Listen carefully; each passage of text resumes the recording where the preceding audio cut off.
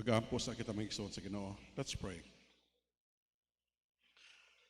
Amahan namo nga langit no, nagapasalamat kami sa mga kaayo Ginoo kanamo. Salamat Ginoo nga na kami nakibalo, nga ikaw buhi, ikaw nagapalangga Ginoo kanamo. Nga walay imong himon Ginoo kanamo o Dios. Nga kami makareklamo Ginoo sa imong kaayo Ginoo sa mga kinabuhi. Ginoo salamat ko nga buntag nga kami diyan na pod magatun si mga pulong. Tudloy kami o Diyos. Tabangi kami. Nga mahimo na mong Ginoo ang pinakamaayo nga mga butang. Masulti na mo. Magkasabot kami. Kunya Ginoo kami, makahimo sa mga butang nga gusto nimong Ginoo para kanamo. O Diyos, pakamayuha, panlangini kami. Ibutang ka na mo Ginoo pagsabot ng mga butang. Tabahay kami Ginoo sa paghimo nini. Nga ikaw lamang Ginoo, mahimo na mo Ginoo nga alagaron. Karon nga buntag, nagasimba kami Ginoo kanimo. Pero ginapagawas na mo, daghan kami ginahuna-huna nga himuon. Pero Diyos, tabangi kami. Nga sa paggawas na mo kani nga simbahan, makita sa uban nga kami nga mga anak nimo nagahimo sa mga butang para sa imong himaya. O Diyos, salamat. Panlangini kami sa ngalan ni Jesus. Amen.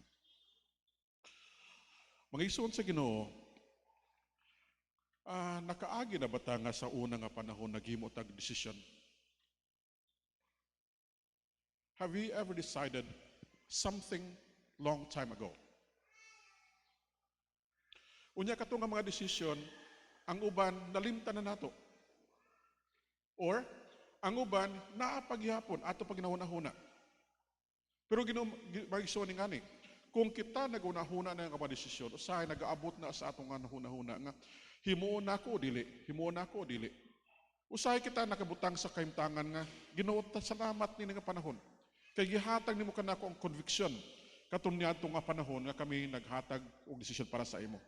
Now karon nga buntag mag-abri ka sa Biblia please dinhi sa Daniel chapter 3. Daniel chapter 3. Unyang tupiko sa atong mensahe ko nga buntag ang fiery furnace ang mo sa Cebuano kanang kalayong hornuhan. Kay karon nga panahon murag wala na may kwan bakery nga hornuhan di ba? Electric naman tanan. Sa una nga panahon, nga na ginasya. But you know what, as we look into this chapter, ingon ang pulong sa Ginoo sa verse 1. Verse 1. Nebuchadnezzar the king made the image of gold, whose height was theirs 80 cubits, and the breadth thereof is 6 cubits. He set it up in the plain of Dura, in the province of Babylon. Na may sa Ginoo ngani. Pagkita mo ni nga panahon, nagasulti ang pulong sa Ginoo nga chapter 2 sa atong tunan sa Biblia sa Daniel, nagasulti ka na sa usa ka damgo ni Haring Nebuchadnezzar. Unyang damgo ni Nebuchadnezzar ang nag-interpret si Daniel.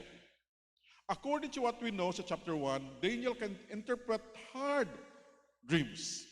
Uban ang iyang tulo ka mga barkada nga mga Kristiyano nga mga nagatuo sa Ginoo. Sila makahimo sa mga butang nga lisod sabton. Pero may iso sa Ginoo chapter 2 nagapahayag sa ato nga kanisya nagdamgo ang hari sa dili sa yun nga damgo. Dili sa yun. Pero ang chapter 3 nagsugod dahil sa dinhi, nga chapter 3 gisugdan niya nga mahimo na siya nga ang damgo niya butindog yun. And so chapter 3 is the construction of that dream. Iyang gipatindog, iyang gihimo ang iyang damgo. Unya nagasulti ang pulong sa Ginoo nga ang gihimo ni Nebuchadnezzar isa ka butang nga dili sayon. Verse 1 nagasulti dinhi. Ang gihimo ni Nebuchadnezzar is an image of gold. It's an image of gold, golden image. Unyang yang kataas is 60 cubits. 60 cubits which is 3 score cubits. That's 3 scores, 60. So ang 60 cubits, unsa kataas? Kabantay mo sa kataas? Ang 1 cubit is from here, up here. Muna kataas. 1 cubit. So, more or less, mga 18 inches ang 1 cubit. And so, ang kanasya ang 60 cubits, mugawa siya nga 90 feet kataas ang imahin. Dako. Dili gamay. Unya niyang kadako sa kilid, pero sa kilid niya is 6 cubits, which is about 9 feet. 90 feet, 9 feet. Unya nga sa pulong sa Ginoo, kaning gihimo niya, iya ni sa gihimo nga giputos og bulawan. Buting nun, mahal. Mga igsoon sa Ginoo ato makita dinhi nga ang iyang gihimo usa ka butang nga nagapakita kung unsa sa kasapian, unsa sa kagamhanan. Busa si Nebukadnezar makita nato dinhi nga naghimo siya niini nga imahen. Unya makita nato nga sa iya nga imahen nga gihimo naay sugo nga nag-uban. Kay ingon sa Biblia sa verse nga sunod nagsulti sa dinhi sa verse 3 ingon dinhi, then the priests and the governors and captains, the judges, the treasurers, the counselors, and the sheriffs, and all the rulers of the provinces were gathered together unto dedication of the image that Nebuchadnezzar the king had set up. And they stood before the image that Nebuchadnezzar had set up. Then a herald cried aloud to you it is commanded, O people, nations, and languages, that at what time ye hear the sound of the trumpets, flute, harp, sackbut, psaltery, dulcimer, and all kinds of music, ye fall down, and worship the golden image that Nebuchadnezzar the king had set up. Mga igsoon sa Ginoo, kani siyang gihimo sa hari. Usa ka butang nga ato makita nga ang hari na gisugo. Primero, nagpatindog lang siya usa ka imahen nga bulawan. Nagpatindog lang siya. Unya pagpatindog niya pagkatpatsada gyud bulawan. 90 feet kataas, 9 feet ka ang width niya, unya tibok nga imahen, bulawan. Pero ang problema niini, ngani, nagsugo siya. Ang sugo niya, ingon niya, kamo nga mga katawhan magtigom, magatubang nining ako gipatindog nga golden image. Unya, pagpatindog na ko diyan nining, unya, na mong mga musician nga maabot, unya sila, pag-abot nila, mutukar sila, unya, kamo nga makadungog sa music, dapat nga mag-bow down. So, mo ni siyang isugo sa hari. Mga isugo sa Ginoo, kung kita bitaw nagaw na huna, ang isugo sa hari sa ila, murag dili lisod, di ba? Ang una-unaan nyo mga isugo sa Ginoo, unsa kadaghan nga mga tao ang niya dinhi. Because ang ibawa nato is that sila nga nagbutang niini silang kogalingon, mga tao nga nakaibalo unsay dapat timuon. Pero ingani, pagkadaghan nga tao nagtigom sa dedikasyon sa golden image. Pagkadagan nga mga tao nag-atubang sa golden image, unya ka istorya. And all of a sudden, nakadungog sila music. The classic music. Pero wala pa to'y piano, kaya pa itong piano sa unang panahon. Kanang klase-klase ng musika, nadunggan nila. And all of a sudden, tanan sila naduko, nag-bow down sa golden image. You know what? Kana siya nga kaimtangan, mangutan na ta, pila ka kabuok ang wala nag-bow down? Pila ka kabuok? Ha? Ang mga Hudiyo nga to dito nagsimba ba o wala? Wala ko kay balo. Ang nakita nila nga wala nag-bow down, pila ka kabuok? Mga igsoon sa Ginoo ingon sa Biblia. Ang mga Hudiyo nga to dito, nasa nakita nga wala nagsimba. Pero ang nakita nila dito, moni, ngang uban sa ila, nagduko, pero ingon nila, naay mga Hudiyo nga wala nag-bow down. Naay mga Hudiyo. Pila ka buok? Ingon nila, 3 ra ka buok. Pagkadaghan nga tao ang nagtindog 3 ra ka buok. Kung tuwa ka dito, sa himuon nimo, magprotesta ka? Ha? Kung tuwa ka dito, sa himuon nimo, maglakaw-lakaw ka kanay placard, nga dili ko magsimba ni ana. Ang himong gibutanda, di maisakto. Unsa to himuon?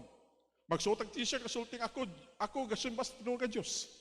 Mga isugo sa Ginoo, ang ato makita, nga ang sugo sa hari, dili sa yun nga utrohon. Kaya nagsulta ang pulo sa Ginoo niya, and whoever does not fall down and worship shall be cast immediately to the midst of the burning fiery furnace. So, ang makita nato din nga ang sugo sa hari na ay balahaon nga nagsunod nga kung di ka magsimba, di ka magduko, di ka mag-bow down, ilabay ka sa hornuan nga kalayo. Ibutang ka sa oven nga dako kayo. Ilabay ka dito. And so, ang tulo ka mga Hudiyo nga tuwa dito, ang ilang ngalan si Shadrach, si Meshach, o si Abednego. Ang naibawa nato nga kanis ng tulo, napay isang kauban, si Daniel. Ang pangutana, asa nakapaingon si Daniel? Naganto siguro sa Kibalabag, bay. Nagsuroy-suroy sa bukid. Wasa na ihap dito. Ha? Pero, ako kibalo. Ang may bawa nato ngani nga ang gibutangan dito niya nga panahon tulo ra ka katao, si Shadrach, si Meshach ug si Abednego. Unya nahitabo sa ila dayon nga ang naghimo niini nga butang is that naas na gihimo nga mga butang dinhi. First, the report of the Jewish disobedience, si Shadrach, Meshach, Abednego. And then the violators before the king. Ang katulo gipatawag sa hari, gipatawag sa hari. Unya dinhi na mabasa ang mga butang nga atong dapat masabtan. Okay? Now, let us look at please verse 16. Ingon sa Biblia dinhi, verse 16. Ingon sa verse 15 niya, if ye be ready that at what time ye hear the sound of the cornet, the flute, the harp, the sackbut, psaltery, and dulcimer, and all kinds of music, ye fall down and worship the image that I have made. Well, but if you will not worship, ye shall be cast the same hour in the midst of the burning fiery furnace. And who is that God that shall deliver you out of my hands? Kani nga hari sigurado gid sa. Kinsay magkuha sa inyo gikasama kamot kung ako mo ilabay dito. Mga igsoon sa Ginoo ingani. This is a final statement that they have to look into.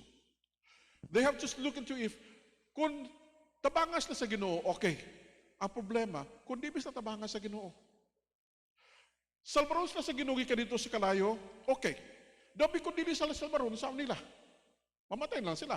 But look at this. Ingon sa pulong sa Ginoo, ang ilang pag-istorya uban sa hari, usa ka butang nga nakita sa hari kung sa ilang dapat himuon.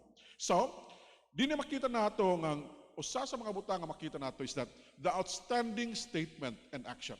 Isa ka butang nga di ka makita bisag asa Biblia, bisag karon sa ato sa ilang gipagsulti dinhi. Verse 16 ingon dinhi. Shadrach, Meshach, and Abednego answered the king, O Nebuchadnezzar, we have no need to answer you in this matter. Now, makasulti ka kana sa mong governor sa Bukidnon? Makasulti ka sa mayor ni sa Balay-Balay? Sir, di ko kinala magtubag sa imo ni ana. Kay kabalo ka na sa tubag ana. Makasulti ka ta? O sa atong presidente sa Pilipinas? Makasulti ka ta? Sigurado man ka na isulti nimo na siya. Sigurado ka sa konsekwensya na. Ingon niya, if that is the case, our God, who we serve, is able to deliver us from the burning fiery furnace. And He will deliver us from your hand, O King. Kani nga mga tao, sigurados lang Diyos. Pero ingon niya sa verse 18, but if not, let it be known to you, O King, that we will not serve your gods, nor will we worship the gold image which you have set up. Wow. Pagkatinuod. Mga isuod sa Ginoo, daghan karong mga tao ang atong nahibawan nga naa sa mga kalisod. As a matter of fact, naay mga nasod nga mga simbahan nato nga mga Kristiyanon, grabe ang pag-antos. Dili sa Pilipinas, dili pa nato makita, dili nato ma-experience ng pag-antos sa Pilipinas. Tungkol kay libre man ta dinhi. Pero sa nga nasod, ang uban sa ila gatago. Nagatago.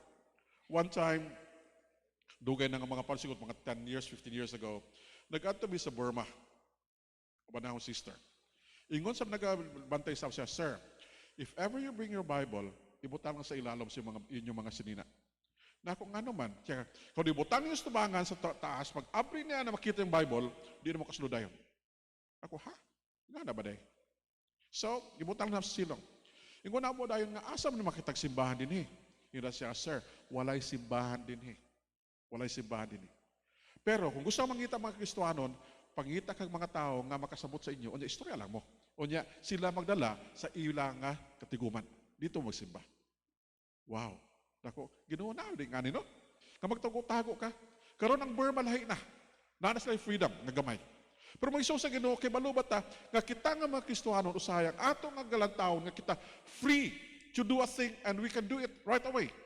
Sa una nga panahon, ang nahibawan nato nga ang China is a place nga gibutangan kanang mga missionaries. Nahibawan nato nga ang CIM, Christian Inland Mission. Sa una nga panahon, di na sila sasunod sa China. Sa borders na sila. So, ang mga missionaries ipasunod sa China, ipasunod dito. Daghan nga istorya, daghan mga victorious, daghan mga butangan pero di kakasabot. Pero may sa gano'y ani. Pag abot sa komunista sa China, ang gihimo sa mga komunista, gi-deport ang tanang missionaries. Gipagawas ang tanang leaders. Ang mga dikos gibutang sa prisuhan.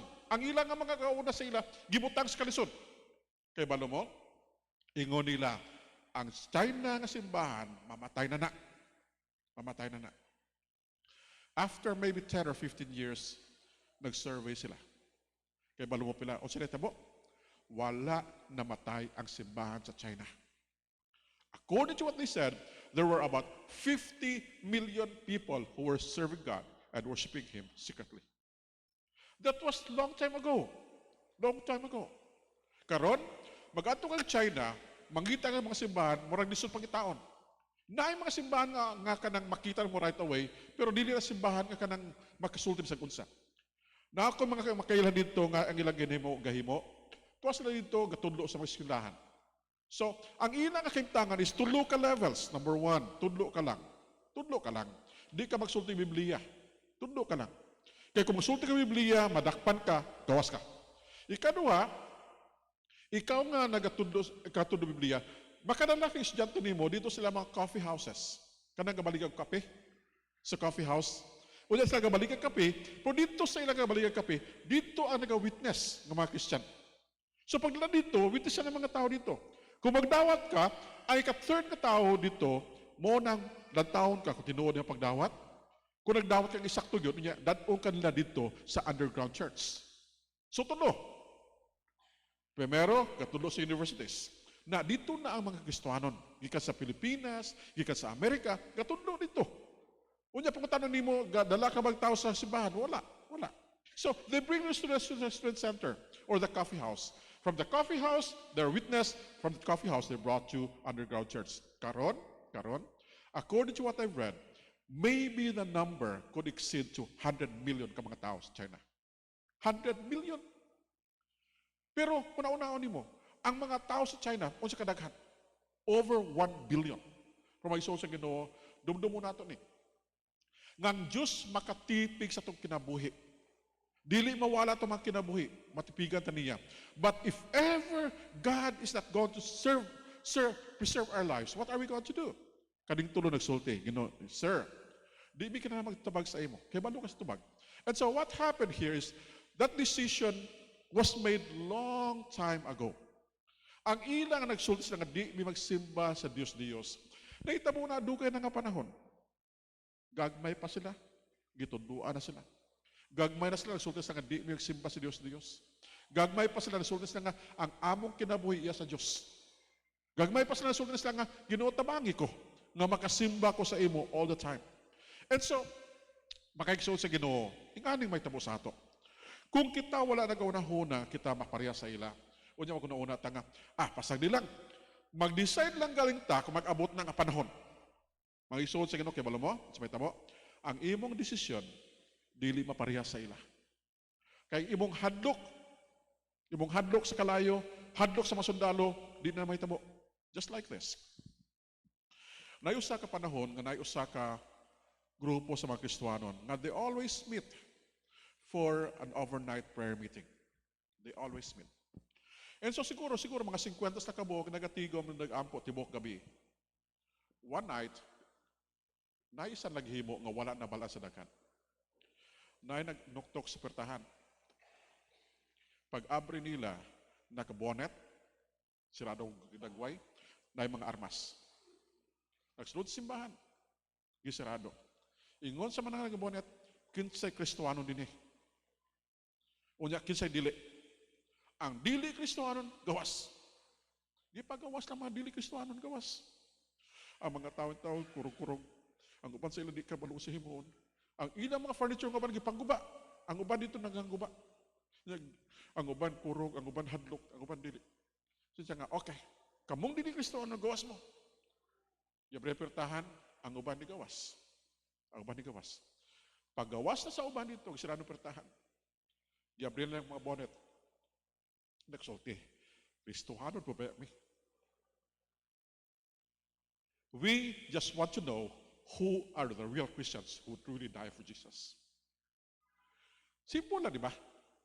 Tiyaw-tiyaw palagi ka na panahon. Isalikwan ni mong Ginoo. Di pa ganit noon. Masalikwan na ni mo. Unsa na kamay tabo ang tinuon. Mangisun sa Ginoo, pareha sa usa ka amahan.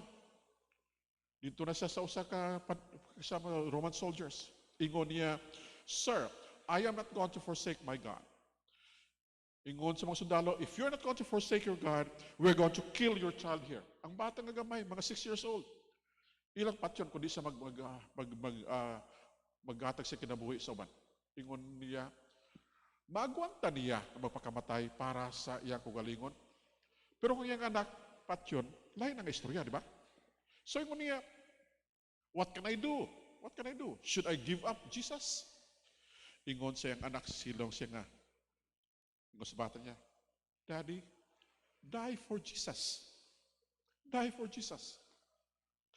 Ang bata pa nagsulti sa iyang, Papa, pagkamatay pa kay Jesus. If you are like that, and you have a child like that, what are you going to do? Are you going to say no?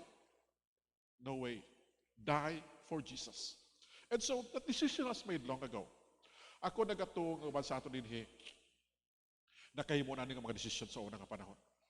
I know kita nga mga Kristohanon sa Bethel Baptist Church, we have been to a lot of conferences. We have heard a lot of sermons. We have heard a lot of encouragement to us. Usahay lang itabo sa ato, nalimta nato, nalubong nato atong mga desisyon na para sa Ginoo.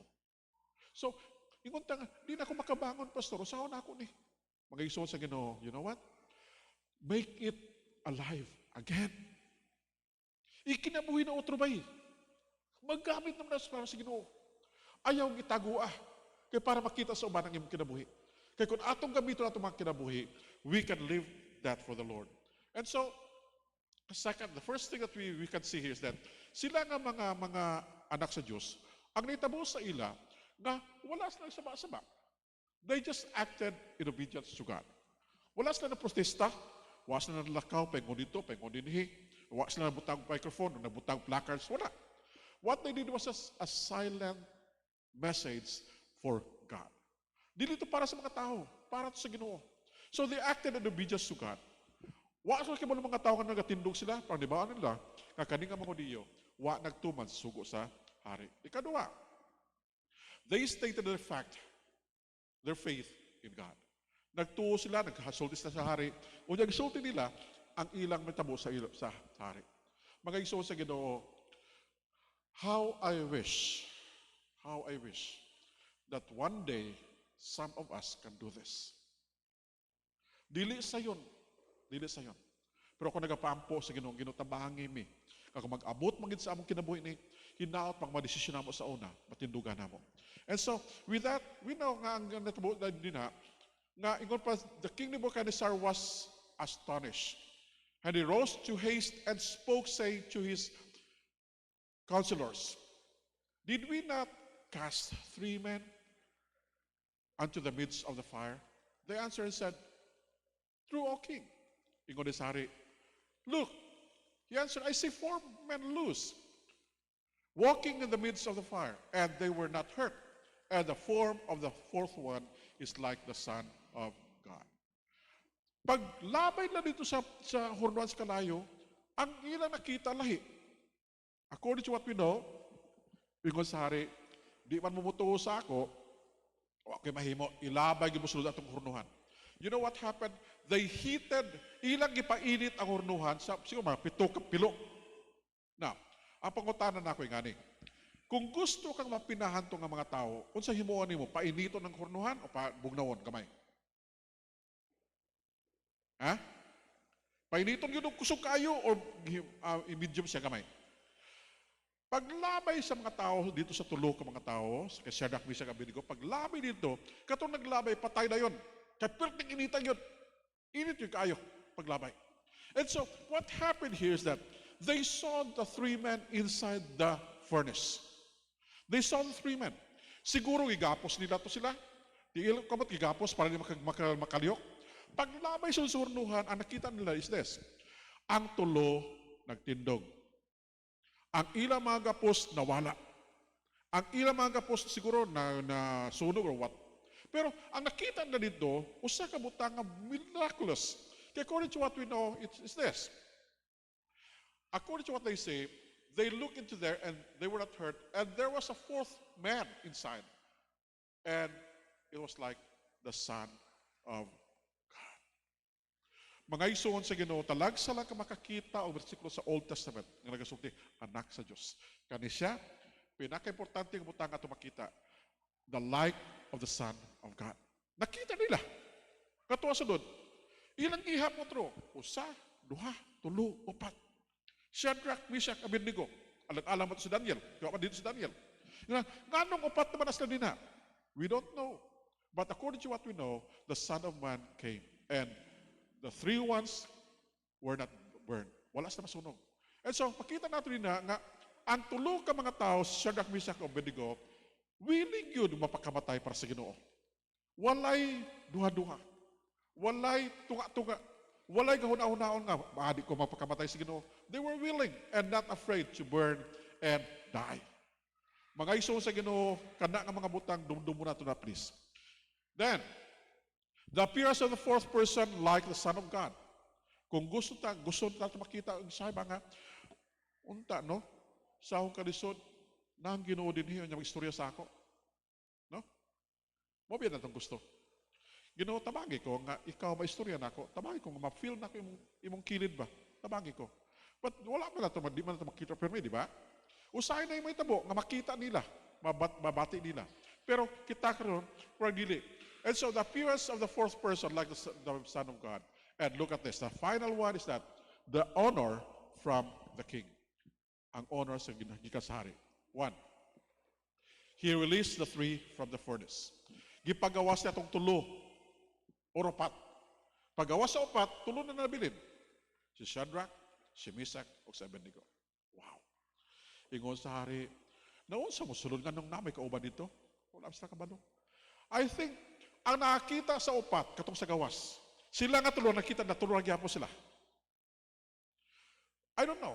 Maybe, ang sa gawas nakita kang upat, sa sunod, upat po sila. But di ko kabalo. Pero pagawas nila, sila nga upat, tulo na nabilin. Si Shadrach, si Meshach, o si Abednego. Magigsuon sa Ginoo, dako nga butang, nga atong bantayan. Nga kita nga mga katawhan, gusto biya nga makauban sa Ginoo, di ba? Gusto ta nga sa atong kalisod na ang Diyos. Gusto ta nga sa atong kalisod na ang Ginoo. Gusto ta sa atong mga kalisod na si Jesus ubad sa ato. But it's just hard because of that. And so, they were released from the furnace. And look at this. Nebuchadnezzar spoke, saying, Blessed be the God of Shadrach, Meshach, and Abednego, who sent his angel and delivered his servants who trusted in him. They have frustrated the king's word and yielded their bodies that they should not serve nor worship any God except their own God. Kisa na sulti? Kisa na sulti? Ang hari. God made the king spoke these words. And so we praise God for that. But the second one is that, ikaw pa sa pulong sa Ginoo, they were promoted in the kingdom of Babylon. Gina-promote sila. Wala ko kay balo kung saan nila mga ranggo, but ako nakatuong nga na-promote sila. Ikaw sa pulong sa Ginoo, then the king promoted Shadrach, Meshach, and Abednego in the province of Babylon. Mga igsoon sa Ginoo, ang pangutana ingani. Unsa nga mga butang ang atong nadisidihan sa unang panahon. Now, let me just tell you this. Naay duha ka butang nga dapat atong desisyonan sa atong kinabuhi. Duha. Number one, atong kinabuhi uban sa Dios. Nakadawat ka na ba sa Ginoo? Nakadawat na ba sa Ginoo? Kung nakadawat ka sa Ginoo, wa nay bawi ay. Nadawatan nimo. Bisa pa kung sa imo nahimo kasala, nagsalom ka man, naglubog ka man, sa kung sa pakalawog, di na mo otro. Luwas ka. Muna nga ako nagatuong, kita nga mga Kristo nga niya sa Bethel Baptist Church, magtuo, magsalig sa Ginoo, kaya siya nagaluwas sa ato. So, kung nakasalig ka na siya sa undungay na nga panahon, no problem. Ang problema lang, kung karon lubog ka pag sa mo sala. Magsuo sa Ginoo, di nata magpahimo niya nga kita ilalom sa sala nato. Ikaduha, kadesisyon, ngani.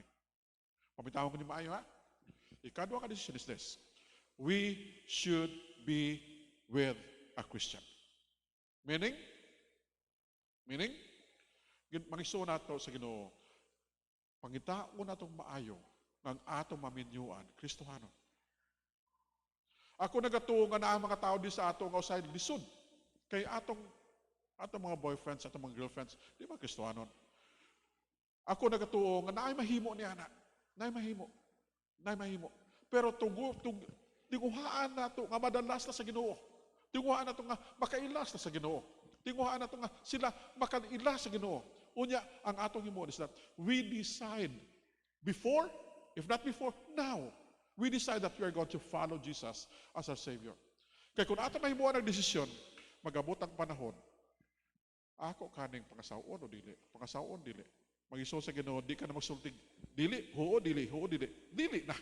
Kaya ka-decide ka na una panahon. Mag-iso sa Ginoo, duwa ka butang, pamilya nimo sa Diyos o pamilya nimo sa kalibutan. Mag-iso sa Ginoo, kay balo kita sa mga kaibitangan, di ba? Ako nagato nga kamo kita karon nga dinhi, na kahibalo sa atong mga kaibitangan. Ako nagatuga kita dinhi, na mga kabugato sa kasing-kasing. May iso sa Ginoo, please don't bear with me nga sa pastor, wa man kay kabalaka sa amo. No. Nagasulti ko niini akong kasing-kasing gauban sa inyo. If ever our families are not in the Lord, ampuan nato. Kay wa tay mahimo kung kita kung sila di makilala sa Ginoo, kay kung di sila makilala sa Ginoo, di kita makauban. So mag-iso sa Ginoo, duha ka butang, ka desisyon. We have to decide either before we have decided that, or we have to decide now, either to become a Christian and bring our family to the Lord, or if not, then we do it now. Okay? So mag-iso sa Ginoo, kaning tulo ka mga tao, leksyon para sa ato, nga ang ilang kinabuhi, mahimo nga example para sa ato katanan. Let us pray. Ampo ta. Amahan nga langit nun, salamat sa mga kaayo. Salamat o Diyos, nakibalo kami. Nga imo Ginoo, ginahimo ka namo Ginoo mga butang, nga ikaw lamang Ginoo nakahibalo, unya nagahimo Ginoo nga matarong sa mga kinabuhi. O Diyos, salamat nga kami nga mga imong anak nakaila, nakahibalo ninyo mga butang. Ginoo ang mga desisyon Ginoo karon nga panahon, usa ka butang Ginoo nga dapat namo Ginoo himuon para Ginoo sa himaya nimo. Ginoo, usahay Ginoo nakahimo kami desisyon sa una nga panahon, maybe Kesa conference, maybe missions conference, maybe usap conference Ginoo, but we have made a decision before. Siguro Ginoo, dugay na ito nga panahon, nalimtanan na mo, nga kami di ay naghatag sa mong kinabuhi sa imo. Pero Ginoo, ako nag-ampo ko nga buntag, tabangi kami Ginoo, nga kanang among nahimong mga desisyon Ginoo, mahimo Ginoo nga example para sa uban.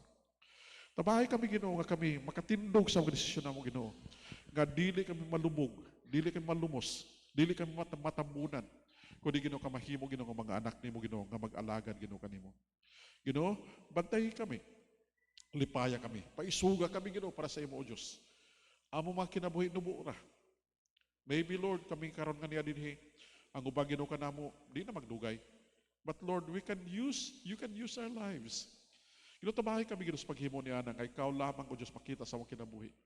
Unya Ginoo, tabahay kami nga kung kami mga amahan o mga inahan, ipakita namo Ginoo sa mga anak Ginoo nga kami example nga ila masunod, example nga ila masundan, example Ginoo nga matudlo lang Ginoo akong amahan, akong inahan.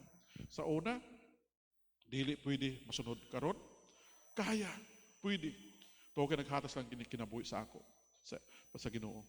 Magsuon sa Ginoo karon nga buntag, if you are here and then you say, Pastor, I made a decision before to follow Jesus. I made a decision before that I'm going to give my life to Him. Long time ago. Pero sa taas ka panahon, nawala, nalimtan, nalubog. Pero Ginoo, Pastor, karong kabuntag, I would like to say, I would like to put that again in front of me to face the Lord. Pastor, ampuy ko please. Listen nga himuon. Pastor, please, can you pray for me? If you are here this morning with that prayer, I would like to say, we pray to God and ask for His blessing. If you are here this morning, asking for that blessing, saying, Lord, Ginoo, kung ikaw lamang o kami lamang Ginoo ang sundon, hindi na pwede, hindi na magbalik Ginoo sa imo, sa kandagan ka sala. Pero Ginoo, salamat sa mong gugma na naghatag Ginoo kanamo sa kagayunan nga makabalik Ginoo kanimo. If with that promises and with those decisions before, I would like to pray for you. Are you here this morning? Kung niya karon nga buntag, gusto ka makabalik sa Ginoo. Can you raise your hand, please? Anybody? Niya karon nga buntag? Anybody?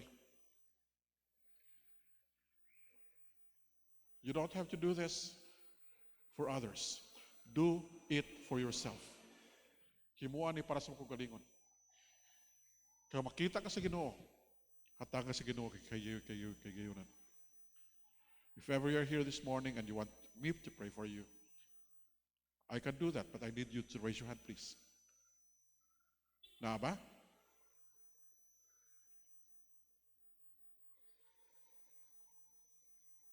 Umahan nga langit nun, salamat sa mong kaayo. Ikaw nakibalugin o kanamo. Ikaw nakita Ginoo sa mga kagalingon. Bantay kami, tabangi kami. Lipaya kami Ginoo. Ihatagan nga mo Ginoong kaisog sa pagsulod sa mga pulong. Pasalamat kami kang kabuntag.